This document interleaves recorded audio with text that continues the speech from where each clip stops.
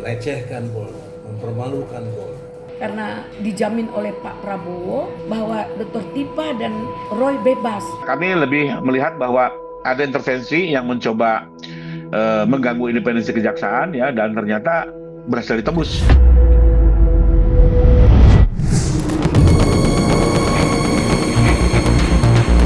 Dikabulkannya permohonan penangguhan penahanan tersangka Roy Suryo dan Dr. Tifa menimbulkan kegaduhan di ruang publik. Gemuruh protes datang dari lingkaran relawan mantan Presiden Joko Widodo yang mempertanyakan keputusan Kejaksaan Negeri Jakarta Selatan yang dianggap syarat dengan nuansa politis ketimbang alasan humanis. Dalam permohonan penangguhan penahanan yang diajukan Roy Suryo dan Dr. Tifa, para pendukung Jokowi menyoroti adanya 30 tokoh nasional yang santer dikabarkan menjadi penjamin untuk Roy Suryo dan Dr. Tifa. Menanggapi bebasnya Roy Suryo dan Dr. Tifa, advokat senior yang juga mantan aktivis Egy Sujana menyebut Kejati DKI Jakarta telah melecehkan Polda Metro Jaya secara hukum dan memberikan tamparan yang sangat keras terhadap institusi kepolisian yang selama setahun ini bekerja keras menangani laporan Presiden Joko Widodo atas dugaan fitnah dan penyebaran informasi palsu yang dilakukan Roy Suryo dan Dr. Tifa. Saya sudah prediksi 2 hari lalu, tepatnya hari Sabtu, mungkin Adinda semuanya pernah meliput saya juga kan, adanya gesekan politik. Ini bukan penegakan hukum. Kalau dari segi penegakan hukum ini heureuy cek mah, ya heureuy we. Jadi kita ketawain aja. Nggak heran buat saya sih mah, relax aja. Poin pentingnya dalam konteks gesekan politik, di sini institusinya sudah jelas sekarang. Kajari menampar Polda, melecehkan Polda, mempermalukan Polda. Bisa, itu konsekuensi logis. Karena begini teori hukumnya.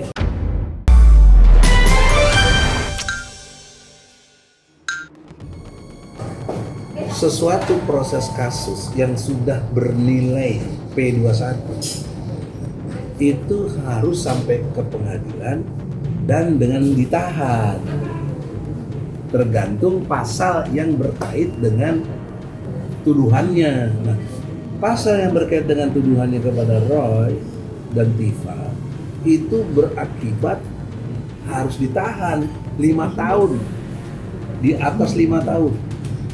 Jadi poin penting hukumnya adalah penamparan hukum. Nah, gitu. Dari Kajari kepada Polda dilihat dari 2 sudut institusi. Ini kelasnya Kajari, kok menampar Polda? Dan saya juga ngerti kenapa Polda ngasihnya ke Kajari bukan ke Kejati gitu. Itu juga pertanyaan. Yang kedua, apa kalian baru tahu untuk jadi P21 itu nggak perlu ada obrol-obrol atau omong-omong antara polisi dan jaksa? Nggak mungkin.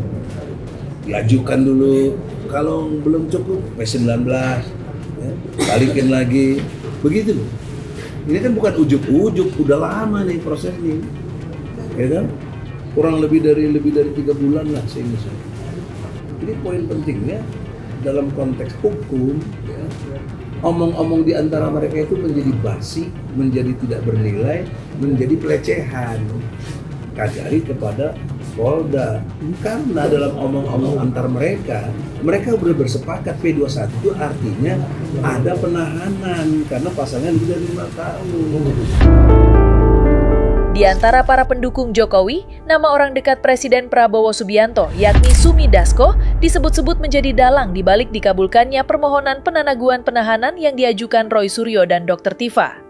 Jika benar adanya keterlibatan tokoh besar yang mengintervensi Kejati DKI Jakarta, maka isu adanya patron di balik gerakan Roy Suryo yang menuding ijazah Jokowi palsu bukan isapan jempol belaka. Namun yang sukar dipercaya, justru nama Presiden Prabowo ikut terseret di dalamnya. Dari situlah muncul berbagai spekulasi yang menuding adanya tangan-tangan kekuasaan yang ikut bermain dalam polemik ijazah Jokowi hingga berlarut-larut seperti sekarang ini. Lantas apa tanggapan Jokowi usai santer dikabarkan ada tangan kekuasaan yang mengintervensi kejaksaan? Pihak Pak Jokowi selaku saksi korban tidak memiliki kepentingan terkait ditahan atau tidaknya para tersangka. Ya, kenapa? Karena memang kami memahami baik filosofi maupun norma hukum yang ada, di mana penahanan itu adalah kewenangan mutlak dari para penegak hukum yang tujuannya adalah hanya untuk pelaksanaan tugas penyidikan ataupun penuntutan. Ya, kalau kami tidak akan berspekulasi lah ya, kecuali kalau memang betul-betul ada bukti nyata ya, baru mungkin kami akan memberikan sebuah kajian dan akan membuat sebuah reaksi. Tapi selama tidak ada bukti ya tentunya buat kami ini hanya sekedar dinamika di lapangan. Buat kami satu, apa yang sudah terjadi kita tidak mungkin lagi mundur ya. Dan kembali lagi loh ya, kami juga tidak mau intensinya adalah terkait penahanan. Buat kami nggak ada intensi soal penahanan. Cuma yang kami khawatirkan adalah independensi jaksa berhasil ditembus. Ya, apalagi nasib korban itu berada sepenuhnya di tangan jaksa. Ya, bayangkan kalau bagaimanapun Pak Jokowi hari ini warga negara biasa, tapi orangnya yang pernah berkeringat untuk bangsa ini selama 10 tahun. Untuk perkaranya saja ternyata bisa ditembus sedemikian rupa, bagaimana untuk rakyat pada umumnya gitu ya. Sementara hari ini kan pihak kejaksaan memiliki tanggung jawab sebagai dominus litis. Yang ini kan tentunya juga sangat menentukan terkait nasib penegakan hukum di Indonesia ini gitu. Dugaan pihak istana ikut mengintervensi kejaksaan kini ramai menjadi pembicaraan, terutama di lingkaran pendukung Jokowi yang kecewa atas dikabulkan permohonan penangguhan penahanan Roy Suryo dan Dr. Tifa. Advokat senior Eli Danetti bahkan sudah mengetahui keberpihakan istana usai nama Prabowo Subianto berulang kali muncul dalam pembicaraan. Dugaan itu makin kuat lantaran sampai dengan saat ini Presiden Prabowo membiarkan kasus tudingan ijazah palsu menguap di permukaan ruang publik hingga menimbulkan banyak kegaduhan. Meski belum ada bantahan resmi dari pihak istana, orang-orang terdekat Jokowi sudah terlanjur percaya jika kasus ijazah Jokowi yang kini ditangani Kejaksaan DKI Jakarta berupaya diintervensi. Dan jika itu terjadi, maka menjadi presiden buruk bagi penegakan hukum di Indonesia. Karena dijamin oleh Pak Prabowo, kemudian bahwa Dr. Tifa dan Roy bebas. Semua kan ada gosip. Kepastiannya kan belum ini. Cuman ada WA masuk, siapa-siapa orang yang menjamin itu, ada WA-nya masuk. Dan terus itu sah saja. Ya kan? Namanya juga upaya yang dilakukan.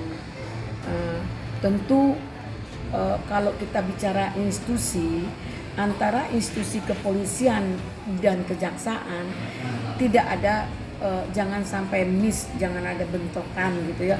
Oh, kenapa kami mengantar dengan tahanan kemudian kalian tidak tahan?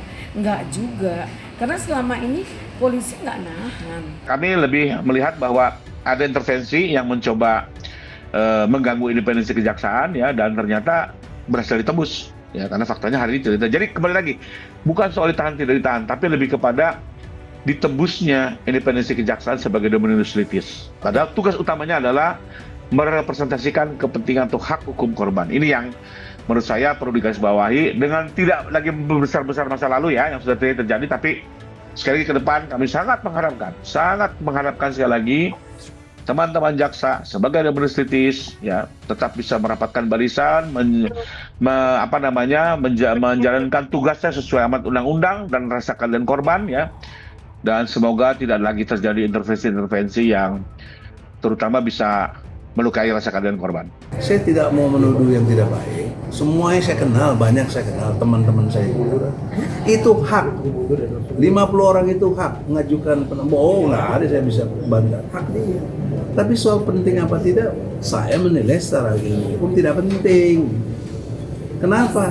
Karena yang penting itu presiden di sini yang membawahi jaksa dan polisi, itu yang penting. Kalau bahkan jangan ke 50, 1000 kayak yang tanda tangan tokoh semuanya, kalau presiden elemennya paling tidak presiden tidak bilang oke utang, nggak mungkin apa gitu ya, itu hal sederhana aja. Jadi jangan pikir yang tokoh-tokoh itu berpengaruh, kagak lah. Berarti nggak ada pengaruh? Nggak ada, itu kan ilmu hukum. Terlepas ada atau tidaknya tangan-tangan kekuasaan yang bermain di kasus tudingan ijazah, kuasa hukum Jokowi, Rifai Kusumanegara, tetap mengingatkan kasus Roy Suryo tetap berjalan dan harus bermuara di persidangan. Senada dengan Rifai, Egy Sujana balik mengejek Roy Suryo yang selama ini lantang mengatakan ijazah Jokowi 99% palsu, namun takut saat dilakukan penangkapan dan penahanan. Kliam Roy Suryo yang meyakini ijazah Jokowi palsu harus dihadapi dengan kesatria dan berjiwa besar, bukan sebaliknya menjadikannya drama dengan 1000 dalih. Kritik keras Egy Sujana menjadi relevans melihat polemik ijazah palsu terus berputar-putar tanpa ada kepastian hukum untuk memastikan keadilan dan kebenaran terungkap dengan cara yang elegan, yakni pengadilan, bukan teriakan maupun adu cacian yang terus dipertontonkan. Menangguhkan, bukan membebaskan, ingat, menangguhkan, penangguhan. Itu kesannya pemerintahan Prabowo kuat, berimbang lah. Jadi ini menarik dari segi pendekatan institusi ini. Pasti kita pengen ekspresi, mengedepankan estetika disampaikan. jelas tadi mendengarkan.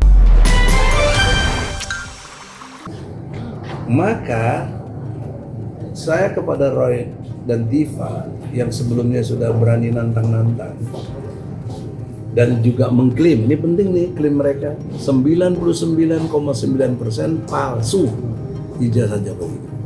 Artinya confirm secara ilmu hukum udah pasti palsunya itu. Tanya kenapa minta ditangguhkan atau minta permohonan? Mestinya Roy gentle dong, tahan aku. Ya, aku akan buktikan betul ini palsu. Itu kalau begini kan jadi lama lagi.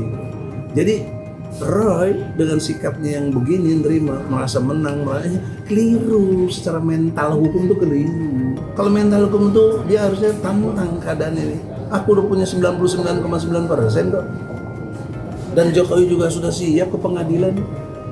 Jadi yang menggagalkan tuh sampai ke pengadilan tuh Roy. Kenapa diminta permohonan? Dan tokoh-tokoh yang melakukan permohonan memang hak, nggak ada salahnya. Tapi motifnya apa gitu loh? Dalam konteks mengungkap kebenaran ini. Jadi kalau mau diungkap kebenaran, mestinya Roy tidak mengajukan penangguhan. Tapi kenyataan sudah terjadi, ya sudahlah, saya bisa ukur jadinya kapasitasnya segitu. Dan juga yang kedua, problem hukumnya saya udah ukur berarti 99,9% itu bullshit. Namanya juga upaya hukum. Silahkan lakukan upaya hukum, tapi proses hukum itu kan tetap berjalan. Mau dia di dalam keadaan ditahan, di kejaksaan atau tahanan rumah dengan komitmen dan janjinya, atau jaminan-jaminan orang-orang yang dapat dipercaya, dapat mempertanggungjawabkan dia kooperatif ke depan, ya apa salahnya, why not gitu kan.